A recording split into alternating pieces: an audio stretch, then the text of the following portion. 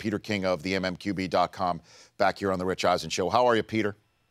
Hey, I'm doing great. How about you, Rich? I'm great. That was incredible watching that. It really, I mean, that was a stunner. It really is. And, you know, and he even mentioned it beforehand, that only 7 years had passed. I mean, it's stunning that 7 years before. And, Rich, it isn't only that it was 7 years since the divorce, okay? Imagine this. It was only 6 and 5 years since he played for the arch rivals. Yeah. So, I mean, it's absolutely amazing that, okay, he leaves and he's angry, and, you know, Packer fans are angry that he retires and unretires and he goes play somewhere else. So they're angry that first year. And then the second and third year, they're furious. They're booing the living crap out of him when he comes back as a Viking. And so then, I mean, you know, that was in December of, you know, he finished his career with the Vikings, December 2010. So just imagine, it's basically 4.5 years later that there's a love fest at Lambeau Field, and people come from all over the Midwest to cheer a guy who's not even in uniform anymore, just walking out on the field. I just found it really a remarkable moment. And it just proves the point that, I guess, time can heal all wounds, and you know, obviously, so can an arrangement between both parties that makes them feel like they can live happily ever after moving forward. But, you know, just Favre's speech also, Peter, it just put again on display on his sleeve. He's just a regular guy who with flaws that we all have, you know, as people just trying to make decisions in life. And I mean, there's not many people like him anymore that could just go out there and do something like that. You think about it. Here's the thing that I find, you know, people have said to me, because I wrote a lot over the years about Favre, you know, what's he like? And I've said, well, I mean, I've never quite had an experience with a player in 32 years covering the game, the experiences I've had with Favre. I mean, I've been in a car with him where we had an oldies singing contest where I ended up winning on Brandy, You're a Fine Girl, because he didn't know all the words. But until that point, I was struggling because every song on the radio, he knew every word.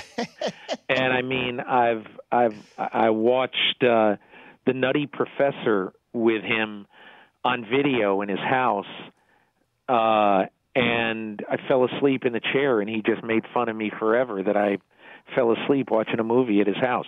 He is an absolutely, totally, ridiculously normal guy who was thrust in this absolutely ridiculously abnormal situation.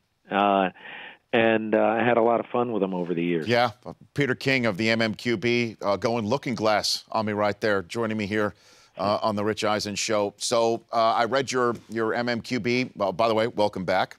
Thank you. You bet. And so number one is the Brady decision, when it's coming down. What can you tell me? Why are we waiting to this point, Peter? I don't know the answer to that, Rich. I mean, I think that last year, I think I'm right in saying that Roger Goodell met with Ray Rice, and it was 6 weeks later that he issued his ruling on Ray Rice, the original ruling that was the 2-game suspension.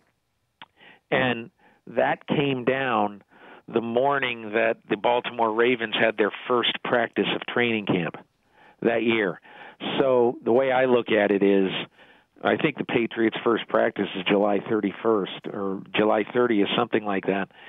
So that's why I don't think that everybody said it's got to come in the next few days. Well, why? I think in fairness to the Patriots, they have to start training camp knowing what that decision is, and Brady has to be able to make whatever decision he's going to make after the Goodell decision comes down.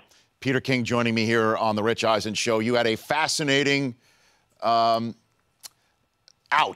if you will, in your 10 things I think about what the commissioner should do to potentially adjudicate this matter, but not right now. Peter, I'd love to give you the floor on the idea that you posited in the MMQB today. Well, Rich, I mean, this has occurred to me, and I read the Ted Wells report twice, and I've heard there's a lot of people have made this point in the intervening time since the Wells report came out. Well, there's no track record of what happens to footballs. No, footballs have never been measured over the years, and what weather does to the air pressure in footballs. We can theorize all we want, and we can experiment and try to make the same weather conditions, 47 degrees in Foxborough, an hour and a half between the time that they're measured and then remeasured, or however, and attempt to beat them up and kick them and squash them and everything. But really, there isn't a track record for how footballs react to weather, both hot weather, cold weather, any weather. So, this is a pretty important thing. So why not just defer all the punishment, including the punishment on the organization? Why not defer all the punishment until the end of this year and use this year to study what actually happens with footballs? And then, who knows, maybe the average football in a December game at Lambeau Field in a 2-hour period between pregame measurement and halftime measurement will be down an average of 1.5 pounds. Maybe they won't. I don't know. But it just seems to me that, especially because it's so indefinite, how much the air pressure in the balls went down between being measured at halftime and being measured before the game. I just think, look, if you're going to make such a tremendously important, significant punishment, both against a team and against one of the greatest players who ever played, I'd want to be pretty sure that I was right, and more than pretty sure. And I don't see how the league, after reading the Wells report, can be very sure that it's correct. The Rich Eisen Show, weekdays at noon Eastern. On Audience.